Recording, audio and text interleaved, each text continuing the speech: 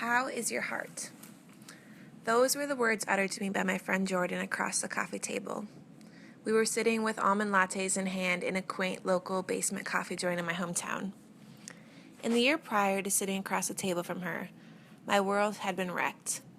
Wrecked by cancer, stroke, death, new life, marriage, unmet expectations, a whole slew of joy and ugliness in experiencing the harsh pain of this world. Some of the dearest, most kind-hearted people would ask in Minnesota nice fashion how I was doing, and would take my "I'm hanging in there" at face value. Even those who saw me in my moments as a walking hurricane, drowned in tears and a whirlwind of emotions at the sight of anything that reminded me of my dad, would smile softly and pat me on the back with a "It's going to be okay, honey." But now, sitting across the table, these 4 words, "How is your heart?" left no room for me to hide under an assumed answer. We had hours if we wanted to, a full cup of coffee, and a question at hand that popped the bubble of perfectionism I had been carefully walking around in. My dad, he packed a lifetime of memories into 48 years. He was a man who never allowed fear to manipulate him into living a boring story. Instead, he chose joy. He chose joy over and over again. Even as his body was ravaged by brain cancer and stroke, he chose joy.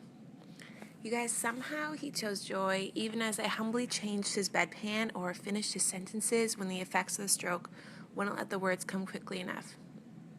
He lived this incredible story in the midst of tragedy. His story radiated hope to those around him. My dad met Jesus in our sweet home on January 6, 2012, as sun streamed gloriously through the window. He would now get to experience heaven in all of its splendor. But here I stood, with 2 feet still planted on this earth and a heart that longed for heaven. Just 3 weeks after I buried my dad, a pregnancy test came back positive. I wasn't married or even planning on it at that point. My fiance and I had called off our wedding just after we won an over-the-top dream wedding giveaway. But now, after one night, we were pregnant, and that hurricane seemed to crash into every area of my life. I was a disaster of emotions, feeling shamed and weary of what the future held. I was filled with fear.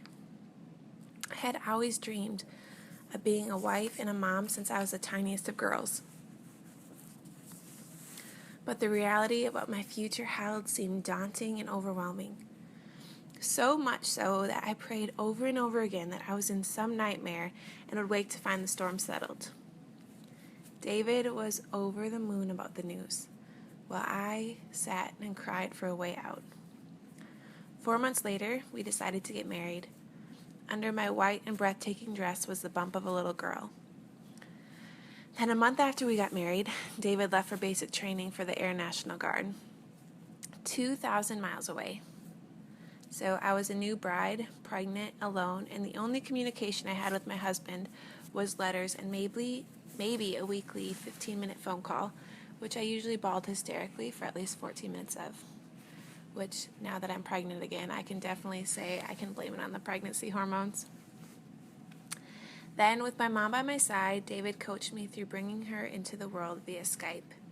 He had watched me in the months prior as my heart was caught up in heaven, dreaming of it, longing for it, wanting it to break through. And now he witnessed as I saw it break through in the most incredible way, through the tiniest little fingers and itty-bitty toes. I never knew a love so wide or so deep. We took our first family photo with his face on a grainy computer screen via Skype in his military uniform. He came home 2 months later, and we were a family of 3 for the first time. So, as I sat across from Jordan, this time reel of a wrecked year ran through my head over and over again. How would I even begin to string words together to answer her question? My heart? My heart was wrecked. Where would I even begin? I was so accustomed through all of it to keep a smile plastered on my face, accustomed to the way of perfectionism, that honesty and authenticity felt like a foreign language.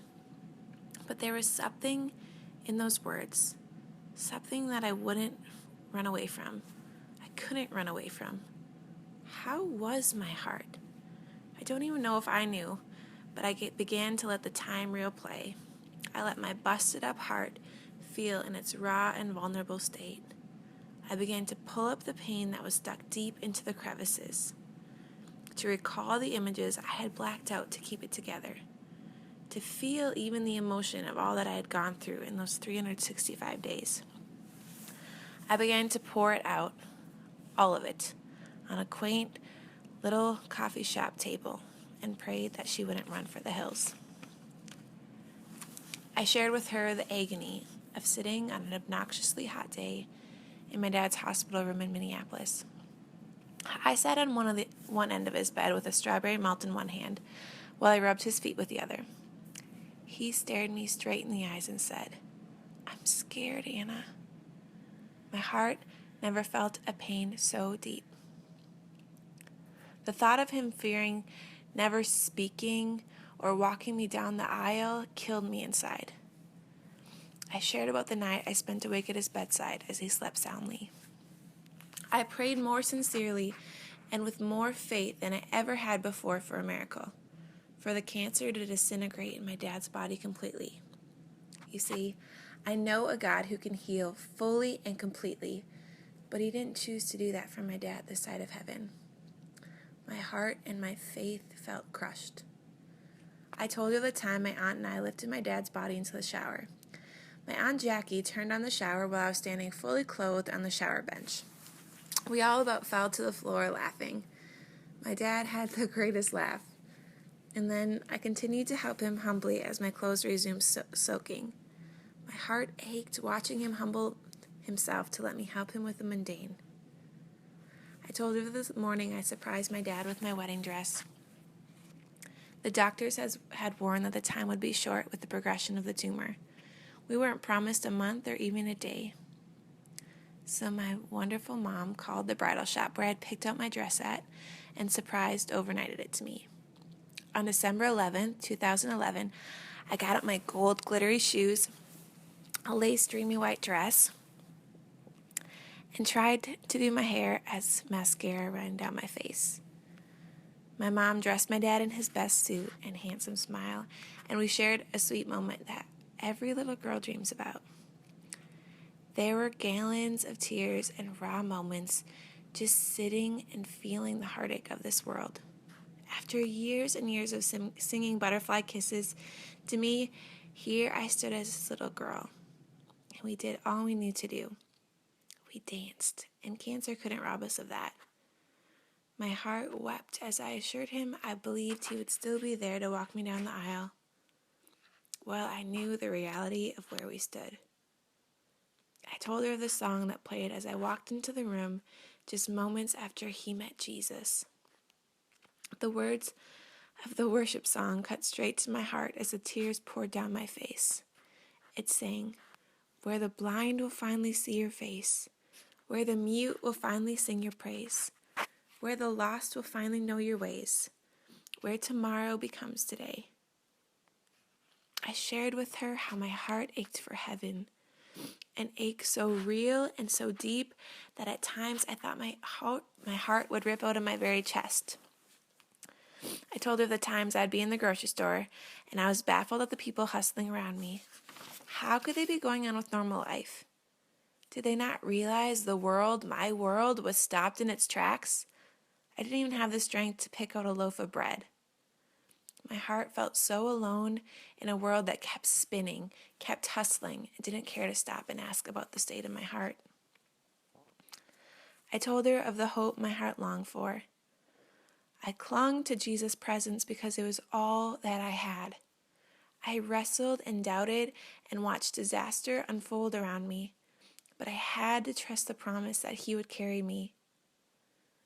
My heart felt smothered in shame as I recalled Googling ways for your body to naturally reject a pregnancy. I was so scared. I felt so ill-equipped, so shamed. So while I was on a business trip to Chicago, I ran on a treadmill for hours on end with hopes that my excessive exercise would cause my body to do just that, reject my pregnancy. My heart was filled with fear and so overwhelmed the day after I vowed my forever to David. I woke up in our honeymoon suite, went into the bathroom, and wept. I cried while my new husband laid in the bed and felt hopeless and rejected. My heart was overwhelmed with fear, shame, loneliness, pain, ache, and hopelessness. But it was no longer held captive. It was now spilled on this quaint coffee shop table. When I finished recalling my heart, I looked up, and to my surprise and delight, Jordan hadn't walked out on me. Instead, she prayed with me, thanked me for my honesty, and gave me the biggest hug. I walked to my car with a new sense of freedom. I felt like I had punched the lie that I needed to hold it all together in the face, and the shame that bound me like chains were getting broken off one by one. You see, somewhere in the midst of this whole year, I began giving in to fear. I thought fear of sharing my story would keep me safe. But what I didn't realize was that fear was also manipulating me into living a boring story. I wanted to live a great story. I wanted the tragedy of my last year to shape me instead of scar me. I wanted to embrace the potential greatness of the story I was in, the messy, ugly story that it was. What if God wasn't unjust after all? What if he was a master storyteller waiting for me to give him full permission to take all my brokenness and write a grander story of it all, and then invite people into the hope of a better story for themselves? In the following days, I reflected on my new sense of freedom and the time with that question, how is my heart? I began to dig up some of the reasons I had walked away from authentically living. You guys, that 365 days was full to the brim of heavy stuff. And the answer that I became accustomed to of I'm hanging in there had never even scraped the surface of where I was actually at. But why? Why was it so hard to be real? Why had it taken me a year and this question to dig up and live out the condition of where I was really at? The truth is, and I think so many others, care about what we think because we long to be someone that is great, someone that matters. And there is something about authenticity that is costly, something that looks like humility and can even resemble humiliation. It's an outright declaration of the wreck we are apart from God's grace. It's the state of our heart, and it's a vulnerable place to be. So instead, we run to pretending. We stuff our pain into boxes of perfectionism, often decorated by pretty photo filters, a witty caption, and a shallow "I'm great" with a perky smile every time someone asks how we're doing. But here's some truth to cling to. The state of our invisible heart always trumps our outward appearance. And ladies, I overdosed on perfectionism for far too long. And now even the taste of it makes me sick. It's made me sick ever since that day in the coffee shop that had that paradigm shift. I got to taste the freedom in being real. I began to realize that in being authentic, I was really beginning to actually live a good story. I couldn't go back to being normal and perfect. I couldn't go back to meaningless scenes stitched together by the forgettable thread of wasted time. I love that quote that Donald Miller says. My story had meaning, so I vowed to live differently from there on out. I vowed to be transparent, regardless of the cost. So, how is your heart? Where have you ran to pretty as a cover? How has a culture for women of perfectionism harassed you into living disgenuine? How has fear manipulated you into living a boring story because of the shame you fear that is attached to the choices of your past? Where have you maybe viewed God as unjust instead of a master storyteller? And what would you dream about If you wholeheartedly accepted God's plans for you, plans to take care of you, not abandon you, plans to give you the future that you hope for. So here's another truth. We fear being authentic because we have been burned. Burned by community who claimed to love us, but left us in the dust when our stories were messy. Burned by bridges of trust that were demolished by circles of gossip and comparison.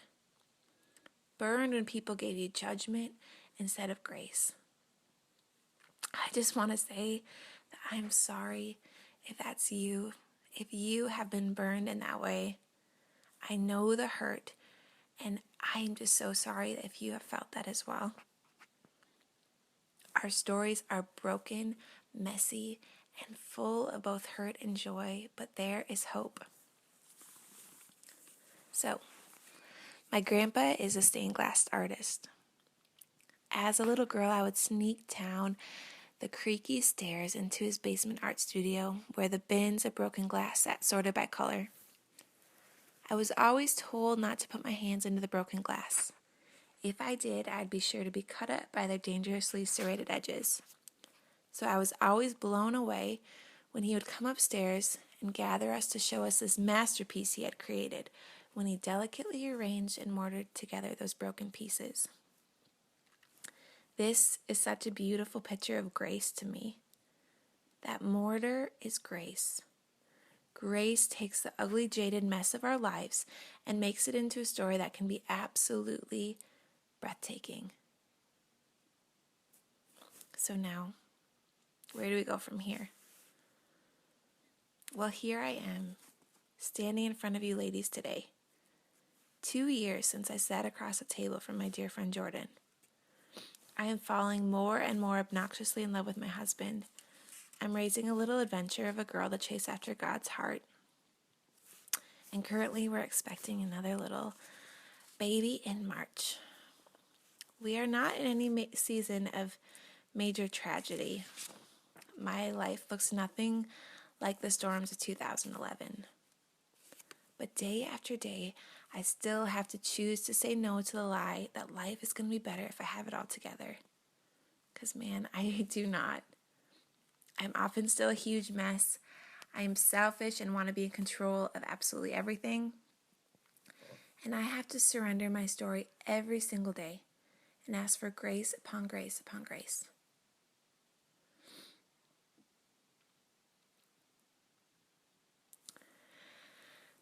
I've said earlier that I hate when people come to me and tell me that my life looks perfect. And I've gotten to the bottom, I think, of why I hate that phrase. And I think it's because from experience, I have learned that perfectionism doesn't change the world. Gritty, raw hearts that choose to say yes to joy, even when cancer multiplies in their bodies, do though.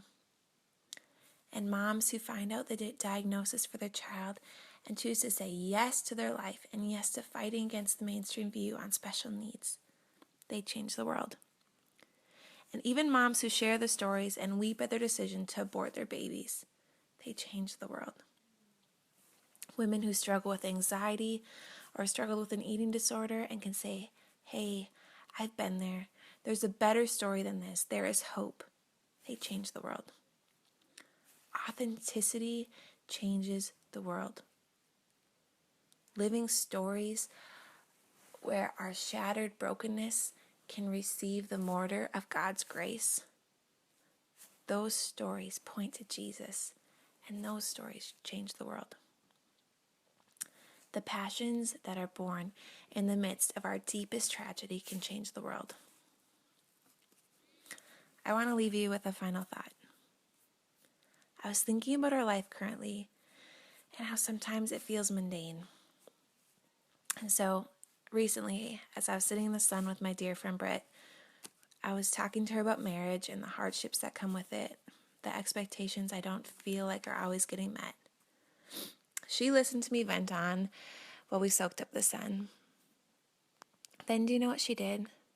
She started fighting for our marriage right in front of me. She said, I know how you feel right now, Anna, But do you know what I see? I see a man who'd give anything, go anywhere to serve your family.